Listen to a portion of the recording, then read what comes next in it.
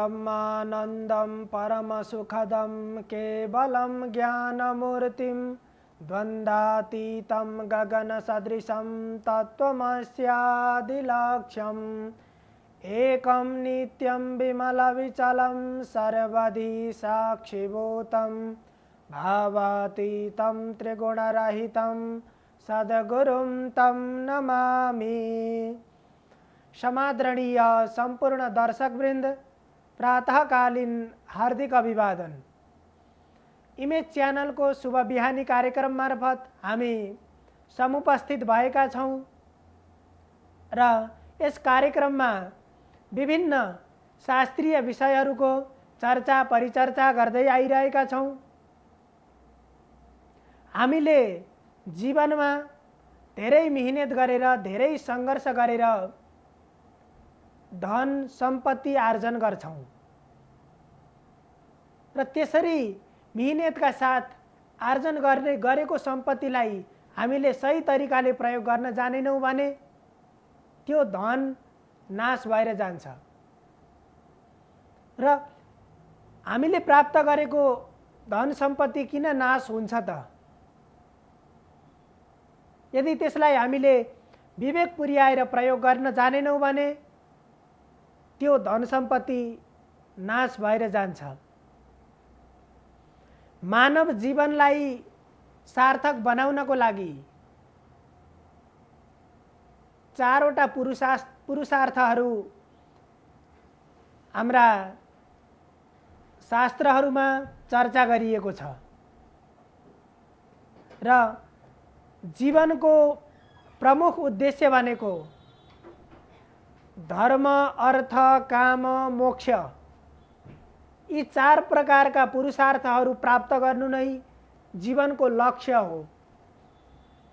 त्यसो भएर हामीले आफ्नो जीवनको लक्ष्यलाई पूरा गर्नको लागि त्यही तरिकाका कर्महरू गर्नुपर्दछ र यी चार पुरुषार्थहरूमध्ये हामीले धर्म सबैभन्दा पहिला धर्म प्राप्त गर्नु पर्यो। त्यसपछि धर्मको सँगसँगै अर्थ भनेको धन सम्पत्ति, त्यसको सँगसँगै काम, विभिन्न चाहनाहरू हाम्रो मनमा उब्जिएका हुन्छन्, विभिन्न इच्छाहरू हाम्रो मनमा उब्जिएका हुन्छन् र ती जीवनमा ती इच्छाहरूलाई हामीले पूरा गर्न पाएनौं भने जीवनबाट हामीले सन्तुष्टि नपाएको अनुभूति गर्छौं। त्यसो भएर ती हाम्रा चाहनाहरू पनि पूरा गर्दै जानुपर्छ र चौथोमा रहेको छ मोक्ष। त्यसरी धर्म, अर्थ, काम र मोक्ष प्राप्त गरेर यी चारवटै पुरुषार्थ प्राप्त गर्यौं भने हाम्रो जीवन सार्थक बन्छ र हामीले कर्म गर्दै जाँदा विभिन्न परिश्रम गरेर आफ्नो जीवनलाई सहज र सरल बनाउन त आखिर सबै मानिसले चाहेको हुन्छ र जीवनलाई सहज बनाउने क्रममा हामीले विभिन्न तरिकाद्वारा कर्म गरेर मेहनत गरेर धेरै संघर्षहरू गरेर धन सम्पत्तिको आर्जन गर्छौं र त्यो धन सम्पत्ति आफूले कमाएको आफूले प्राप्त गरेको सम्पत्तिले पनि सबैलाई सन्तुष्टि दिँदैन। कति बेला यो धन सम्पत्तिले सन्तुष्टि दिँदैन भने जब आफूले कमाएको सम्पत्तिलाई हामीले सही तरिकाले प्रयोग गर्न जान्दैनौं। त्यसरी प्रयोग गरेनौं भने जतिसुकै सम्पत्ति कमाए पनि प्राप्त गरे पनि त्यो आफ्नो जीवनको लागि हुँदैन र त्यसरी कमाएको सम्पत्तिको कुनै अर्थ पनि रहँदैन। त्यसो भएर सम्पत्ति धन सम्पत्तिका तीनवटा गतिहरू हुन्छन्। दानं भोगो नाशः, तीसरो गतयो भवन्ति वित्तस्य, यो न ददाति न भुङ्क्ते तस्य तृतीया गतिर्भवेत्। हामीले आर्जन गरेका सम्पत्तिका दान, भोग र नाश तीनवटा गतिहरू, तीनवटा अवस्थाहरू हुन्छन्। हामीले सम्पत्ति आर्जन गर्छौं र त्यो आर्जन गरेको सम्पत्ति आफ्नो हितको लागि, आफ्नो आवश्यकता अनुसार प्रयोग गर्छौं र आफ्नो आवश्यकता पूर्ति गर्नु मात्रै मानव जीवनको अर्थ होइन, तसर्थ अरूको उपकारको निम्ति दान गर्छौं, अरूको निम्ति दिन्छौं र कमाएको सम्पत्ति दान गरेर त्यो सम्पत्तिको प्रयोग गर्न सकिन्छ, त्यो सम्पत्तिको सदुपयोग गर्न सकिन्छ। एक नम्बरमा अरूलाई दान दिएर, अरूको उपकार गरेर जो जससँग त्यो धन सम्पत्तिको अभाव छ, जसलाई दिँदाखेरि उसको अन्तर्हृदयमा रहेका परमात्मा पनि प्रसन्न हुनुहुन्छ र जसको दिल प्रसन्न हुन्छ त्यस्ता सत्पात्रलाई मात्र दान दिनुपर्छ र त्यसरी अरूलाई दिएर सम्पत्तिको प्रयोग गर्न सकिन्छ। दोस्रोमा भोग र आफूले कमाएको सम्पत्ति आफूले उपभोग गरेर सकिन्छ। आफ्नो मनले चाहे अनुसार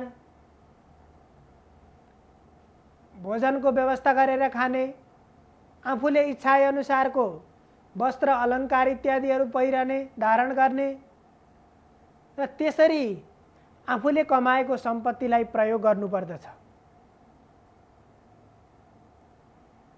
3 नम्बरमा नाश। यदि हामीले यो न ददाति न भुङ्क्ते,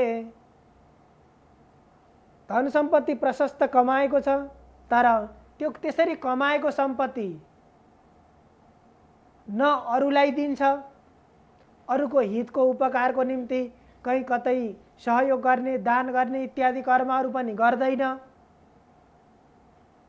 सम्पत्ति प्रशस्त कमाइराखेको छ र न उसले आफूले कमाएको सम्पत्ति पूर्ण रूपमा आफूले उपभोग गर्छ, त्यसरी उपभोग पनि गरेन र अरूको हितको निम्ति, अरूको उपकारको निम्ति कसैलाई दिने काम पनि गरेन,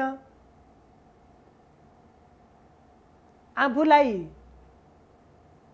खान मन लागेको चिज, आफूले इच्छाएको चिज पनि किनेर उपलब्ध बनाएर खान सकेन, आफूले इच्छाएको वस्त्र किनेर लगाउन सकेन र त्यसरी जम्मा गरेर राखेको सम्पत्ति, त्यसरी जम्मा गरेर संग्रह गरेको धन अन्तिममा के हुन्छ? नाश भएर जान्छ। त्यसो भएर धन सम्पत्ति सकिने 3वटा अवस्था हुन्छन्।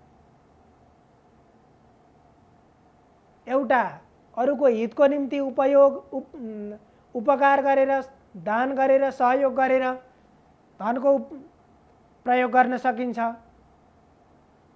दोस्रोमा आफूले उपभोग गरेर धन सम्पत्तिको प्रयोग गर्न सकिन्छ र त्यसरी पनि गरिएन भने अन्तिममा नाश भएर त्यो सम्पत्ति जान्छ।